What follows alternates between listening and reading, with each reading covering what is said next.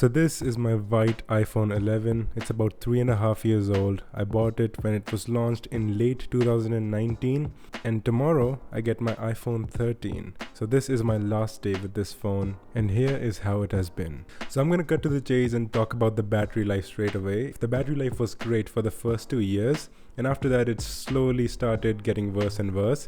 And for the last 5-6 months, well, it's been struggling. I'm having to charge it at least twice a day, mostly 3 or 4 times a day. It barely lasts half a day now.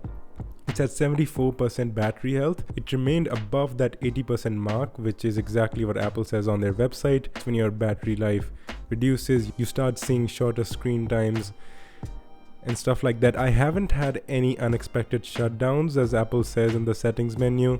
But in the past 5-6 months, I have started to have battery issues. So the battery, I'd say, easily will last you 3 years. And after that, if you don't want to get a new phone, you can obviously get a battery replacement, which costs much less than a new phone.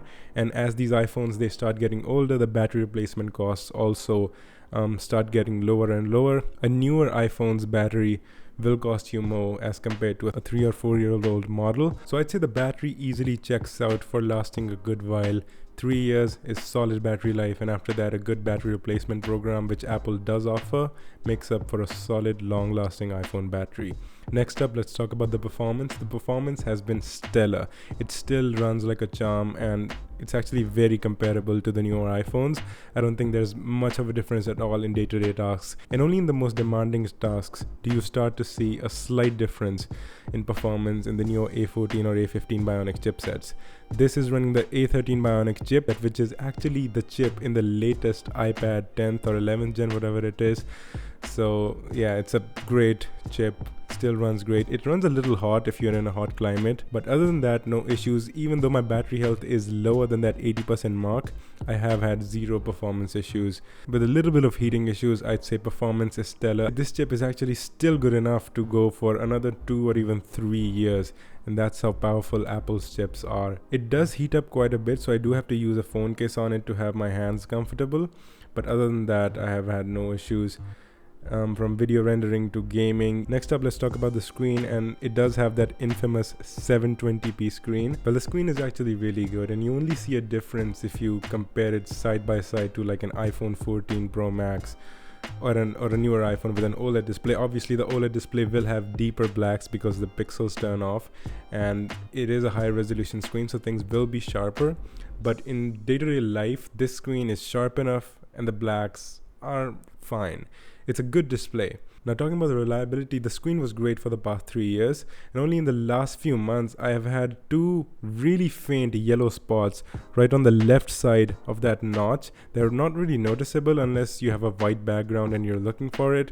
The yellow spots are just from the LCD aging over time as that chemical degrades and forms yellow spots over there. The glass was also, well, this one was prone to more scratches somehow because I guess they made the display harder, but that also makes it prone to more scratches. So the iPhone 11 scratched a bit more. Now, I had a screen protector, a tempered glass screen protector on it for most of its time, but for the past 6 months I'm rocking this phone actually completely naked, so no phone case and no screen protector. And in 6 months it does have some faint scratches, but nothing crazy. It took a lot of drops, in fact, in the past 6 months without a case, screen down, and it is prone to like the faint scratches more as compared to newer iPhones with the ceramic shield display. But it's actually fine, I'd say. It's a good long-term solid display, and the glass is also tough enough for daily wear and tear. Without a case, it can take a bunch of drops and not break a sweat. Let's talk about the build quality. It's glass on both sides and the metal railing on the side. I've had a case on it for over 2 years of use, and then I ditched everything. I had no case and no screen protector on it. It took a bunch of drops without a case, and the glass did not break, surprisingly. It took some really nasty falls, in fact, and the glass is unharmed. In fact, the rear glass has no scratches even, and I was putting it on tables and everything. I guess the rear glass scratches are more visible if you have a different color. The white one shows a lot less scratching because the scratches are just not that visible because they blend in the color really well. It does have some scratches on the lower edge over here where it sits because of the camera bump. The rest of the body is raised. So this part will not have scratches as much as this lower edge. But yeah, they're not that visible. The sides, they do have dents, but those dents, well, they're not that visible. They fade in, and that's all I can say. I mean, all they do is drop the value in the trade-in or wherever you're exchanging the phone. Next up, let's talk about the speakers. Now, people usually don't talk about speakers in long-term phone reviews, but I have actually had problems with the speakers. The earpiece speaker over here has gotten significantly tinny as time went on. I guess it's because of the earwax or, dirt and lint going into it. I tried really hard to clean it and it was unsuccessful. I even tried using 99% alcohol and stuff, brushes, microfiber cloths, everything. It still sounds really tinny to the point that it's annoying to use it. So I only use Bluetooth speakers or earbuds to listen audio from this. The bottom speaker has been great. It still sounds as good as new, but the earpiece speaker is really tinny and it does not sound good. The speakers, they are something to watch out for. Maybe clean them regularly so that they last a little longer, but that's all I can say for the speakers. They do get tinny after time if you don't clean them regularly, especially the earpiece one, so look out for that. The camera lens, this has held up to scratches really well. Not a single scratch on this one, although maybe the coating on them, which keeps it oil-free and fingerprint-free, has worn off. So this, if I don't clean it with my t-shirt or a microfiber cloth before taking pictures, gets really hazy and cloudy photos because of the fingerprints, or it gets smudges over it really easily, whereas it didn't get any smudges while it was new. So I guess the oleophobic coating on it wore off during its lifespan, so that's something to look out for. The buttons are still as good as new, really tactile.